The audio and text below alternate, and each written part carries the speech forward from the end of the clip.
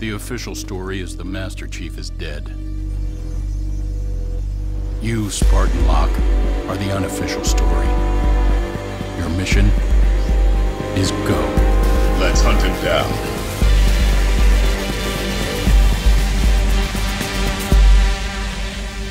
Hey everybody, I'm Ryan McCaffrey with IGN, joined by fellow Halo superfan Mitch Dyer. That's me. Mitch, Halo 5 is out. Yes. It is here. We have played it. Our review in progress, and soon final scored review is up.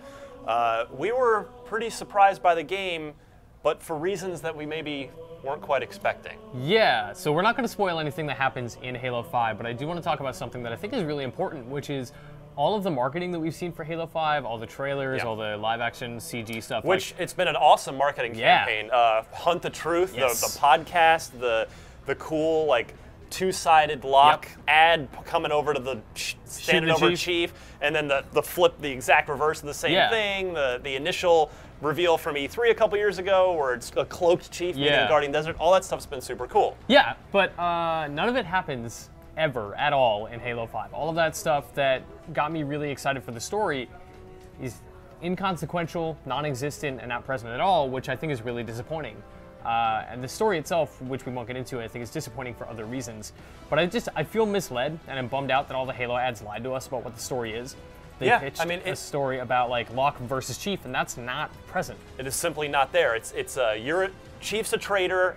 I'm gonna go hunt him down, and it's positioned extremely antagonistically. Even up till this month, 3 weeks ago, three weeks before the launch of the game, they released a trailer that showed Chief like running through town and like avoiding all civilians, letting them die as the buildings crumble. Because destruction is happening, and they frame it as though like he's responsible.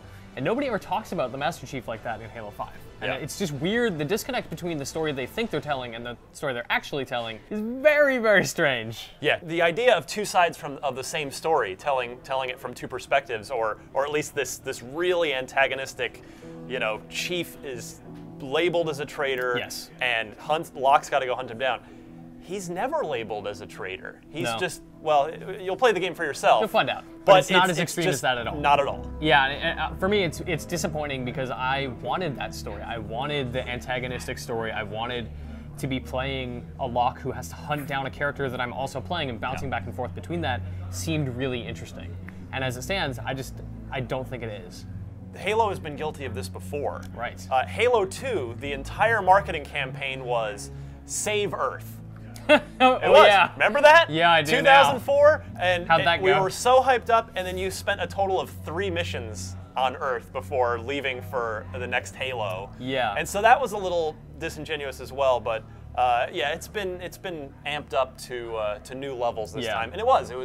Every time we mention the Hunt the Truth podcast on our podcast, Unlocked, and people go check it out, I get thank you tweets every day, like, thank you for turning me on to this. It's so good. Cool. It's such a great tertiary piece of media that explores the universe, and Master Chief's story as a traitor, and all of that stuff is handled really well. Right, but nothing from that podcast is ever even explored in the game. Yeah, and that story doesn't seem to exist in the universe. Right, and I get that, Hunt the Truth is not a thing that's supposed to tie directly in. It's not required listening. Sure. It's meant to get you excited about Halo 5, but it really just, it's almost as if it doesn't matter because what happens in Halo 5 doesn't tie in to that at all either. Yeah, and I suppose a lot of stuff could have changed in development. Like you see the hooded Master Chief in the desert, and like that never happens, but maybe it was going to, and they changed direction.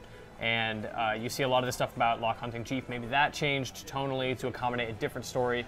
We just don't know, but it's just strange that even as of the month of the release of the game, they're still telling something that isn't true. And for me, it's a massive bummer. I agree.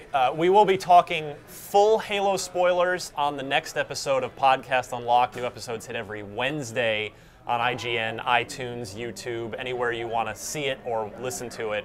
So finish the game, play it for yourself. We'll be curious to hear what you think. I'm sure you'll fill up the comments below with your thoughts, but tune into our full spoiler cast for Podcast Unlocked. And email us, unlocked@ign.com. Let us know all your spoiler-filled thoughts. This is obviously a big deal in the Xbox world. Halo games don't come around every day. Every 3 years still. Every 3 years. It's still a big deal, and this has been a wild one for sure. So for more on all things Halo, be sure to keep it tuned right here to IGN.